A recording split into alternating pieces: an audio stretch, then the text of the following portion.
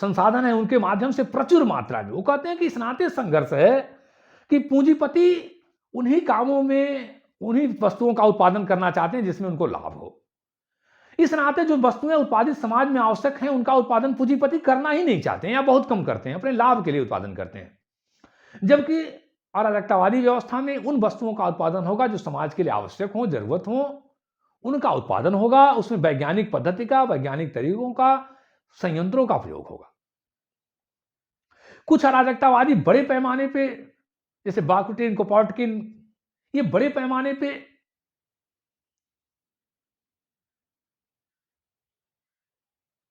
विज्ञान का प्रयोग करना चाहते हैं। गांधी जी और टॉलस्टॉय बहुत बड़े उद्योगों के विरोधी हैं, लेकिन परंतु इतना तो सही है कि अराजकतावादियों का एक बड़ा वर्ग, चाहे कुपाटकिन हो चाहे बाकुनिन हो, ये आधुनिक वैज्ञानिक पद्धतियों का प्रयोग करना चाहते हैं, मशीनों का प्रयोग करना चाहते हैं, विकासवाद को अपनाना चाहते हैं, उनके माध्यम से उत्पादन को बढ़ाना चाहते हैं। और जब वो कहते हैं कि जब उत्पादन प्रचुर मात्रा में होगा, सबको संसाधन उपलब्ध होंगे, सबके आवश्यकताओं की पूर्ति होगी, जिसकी जैसी आवश्यकता होगी, तो समाज में निजी संपत्ति होगी ही नहीं, तो संघर्ष भी नहीं होगा।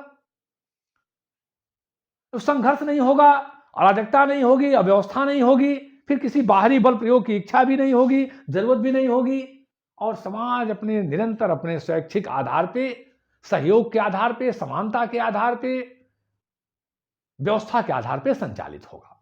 समाज में तो इस नाते संघर्ष है क्योंकि समाज की आधार ही ऐसा है, कुछ लोग संपत्ति को हड़प ले रहे हैं, पूंजीपति ऐसे वस्तुओं का उत्पादन कर रहे हैं कि जिसमें उनका लाभ हो, बाकी बहुत से लोग उससे वंचित हो जा रहे हैं, इस नाते संघर्ष है। ये गरीबी अमीरी की खाई, अभाव और संपन्नता की खाई बहुत जो बनी है, ये सब समाप्त हो जाएगी अराजकतावादी व्यवस्था में। इसके लिए हम विज्ञान की पद्धति का बहुत बड़े पैमाने पर प्रयोग करेंगे। वस्तुएं सबके लिए, अच्छा गांधी जी ने जहां कहा भी है कि प्रकृति सबकी जरूरतों को पूरा कर सकती है लेकिन सबके लालच को नहीं। प्रकृति सबकी जरूरतों को पूरा करने के लिए सक्षम है लेकिन सबके लालच को नहीं। तो अराजकतावादी मानते हैं कि प्रत्येक व्यक्ति श्रम करेगा, अपनी योग्यता के अनुसार श्रम करेगा, कोई निजी संपत्ति नहीं होगी, शोषण नहीं होगा, दमन नहीं होगा, निजी संपत्ति नहीं होगी, सबके आवश्यकताओं की पूर्ति होगी। इस नाते संघर्ष होगा क्यों? संघर्ष क्यों होगा?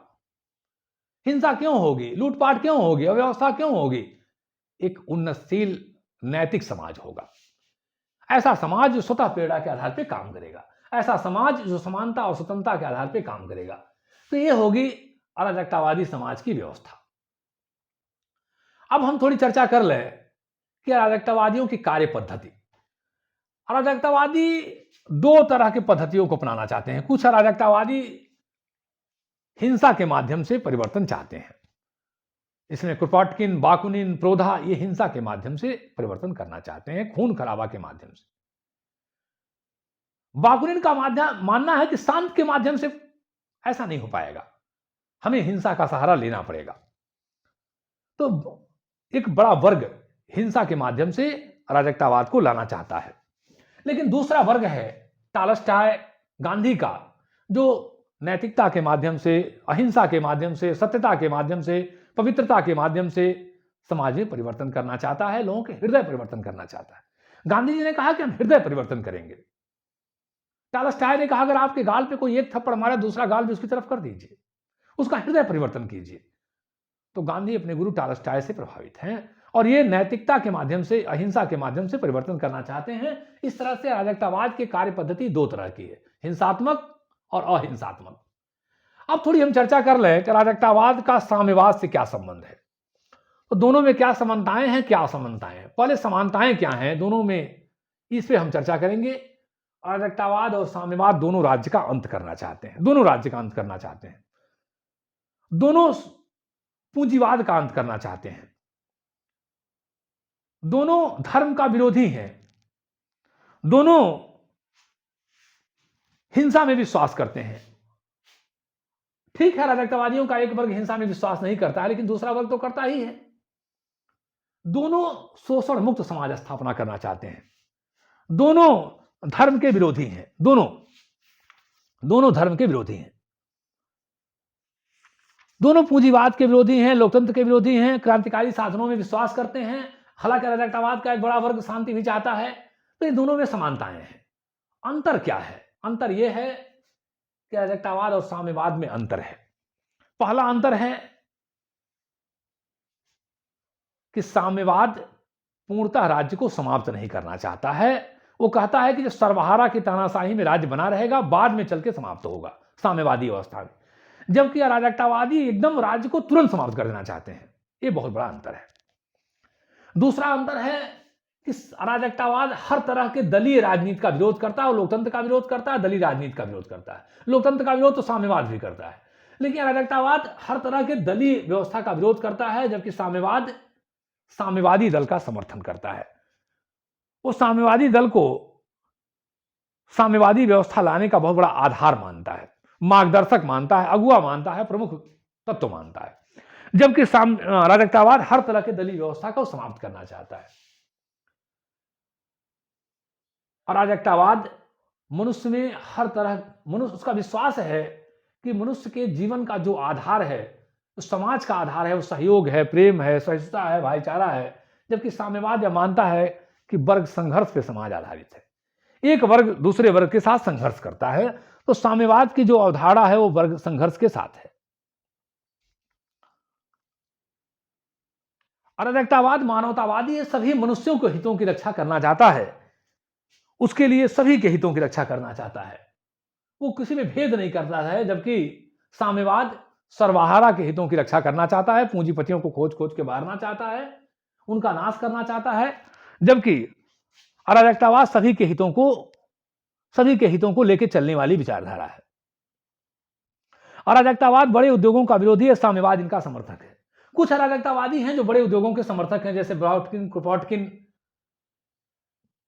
लेकिन गांधी जी और टालस्टॉय जैसे लोग बड़े उद्योगों के विरोधी हैं, जबकि साम्यवाद बड़े उद्योगों का समर्थक है और वो हर बड़े उद्योगों की स्थापना करना चाहता है।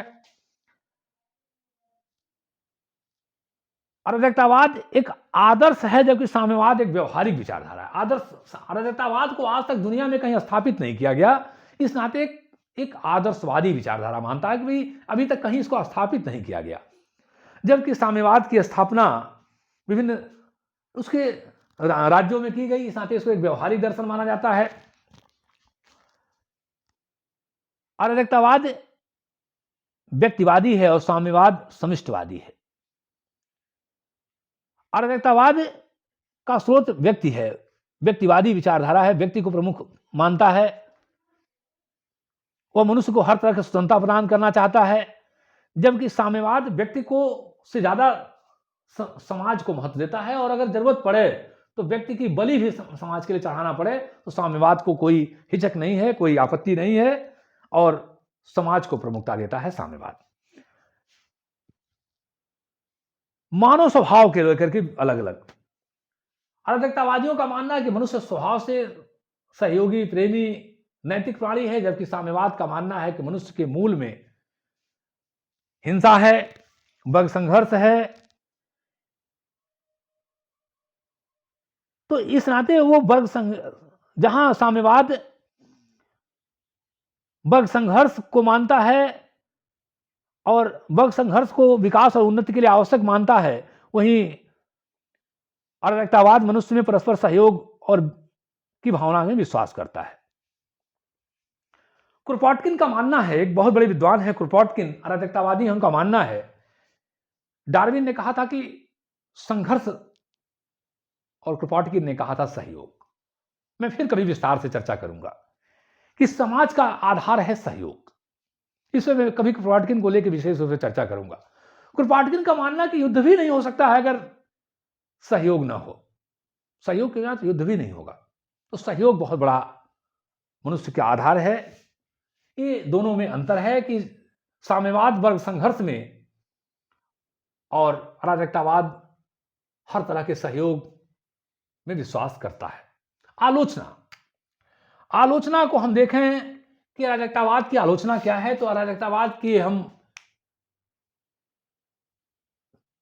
आलोचकों का मानना है कि राज्य का ऐसा विरोध गलत है। अराजकतावादी राज्य को समाप्त कर देना चाहते हैं, जो गलत है। राज्य को हम समाप्त कर देंगे तो जो संघर्ष और विवाद पैदा होंगे लोगों के, संगठनों के, वो कैसे दूर होंगे। अराजकता की स्थिति होगी। राज्य ने मनुष्य के जीवन में हमेशा अच्छा काम किया है, दीनहीनों में, गरीबों में सकारात्मक रूप से। ग्रीन ने कहा कि राज्य जितना ज्यादा सक्रिय रूप से मनुष्य के जीवन में हस्तक्षेप करेगा उतना ही उसकी स्वतंत्रता बढ़ेगी। तो इसके विरोधियों का मानना है कि राज्य आवश्यक है, राज्य मजदूरों गरीबों के हित में काम किया है, इस नाते राज्य आवश्यक है। पूंजीवाद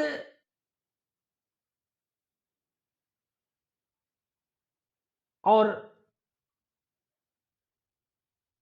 इसके आलोचकों का मानना है कि ठीक है, पूंजीवादी व्यवस्था समाप्त होनी चाहिए, सही है, लेकिन जो उसमें प्रतिस्पर्धा की भावना है ये रहना बहुत जरूरी है। अगर ये नहीं रहेगा तो विकास कार्य प्रभावित होंगे।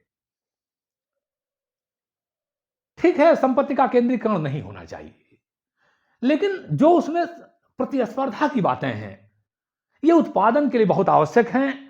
अराजकतावाद में व्यक्ति आलसी हो सकता है, कामचोर हो सकता है, तो सोचेगा हमको तो वही काम मिलना ही है, भोजन मिलना ही है, काम करने की क्या आवश्यकता है, तो इनकी आलोचना की जाती है। लोकतंत्र के आधार पे इसकी आलोचना की जाती है कि लोकतंत्र आज की सबसे शासन अच्छी व्यवस्था है। अराजकतावाद इसकी आलोचना करता है, जो ठीक नहीं है। धर्म के आधार पे अराजकतावाद की आलोचना की जाती है कि धर्म बहुत आवश्यक है, मनुष्य के नैतिक प्रवृत्तियों को विकास में आवश्यक है, अंतःकरण प्रेरणा देता है, मनुष्य को नैतिक बनाता है। अराजकतावादी धर्म का विरोध करते हैं, जो ठीक नहीं है। निजी संपत्ति के आधार पर इसकी आलोचना की जाती है कि निजी संपत्ति ठीक है, संपत्ति पे एक सीमा तक नियंत्रण लगना चाहिए, लेकिन वास्तव में निजी संपत्ति का विचार मनुष्य में साहस, उद्यम, कार्य करने की प्रेरणा, उत्पादन की व्यवस्था को मजबूत करती है। तो निजी संपत्ति का भी होना आवश्यक है। अगर नहीं रहेगा तो मनुष्य में कार्य करने की प्रेरणा समाप्त होगी। तो ये बहुत सारी आलोचनाएं, और एक आलोचना की जाती है कि ये एक अव्यवहारिक और काल्पनिक विचार है, अभी तक दुनिया में कहीं ये विचारधारा लागू नहीं हुई, इस नाते अव्यवहारिक है, काल्पनिक है। एक और आलोचना की जाती है कि अराजकतावाद की जो मनुष्य का स्वभाव बताता है वो गलत है। वो ठीक है, मनुष्य सहयोगी है, शांतिपूर्ण है, नैतिक है, लेकिन इसी के साथ साथ उसमें संघर्ष, हिंसा की भी प्रवृत्तियां हैं, जिसके लिए एक राज्य की व्यवस्था चाहिए जो गड़बड़ी फैलाने वालों को नियंत्रण कर सके, नुकसान पहुंचाने वालों को रोक सके। इस नाते एक राज्य संस्था का होना आवश्यक है।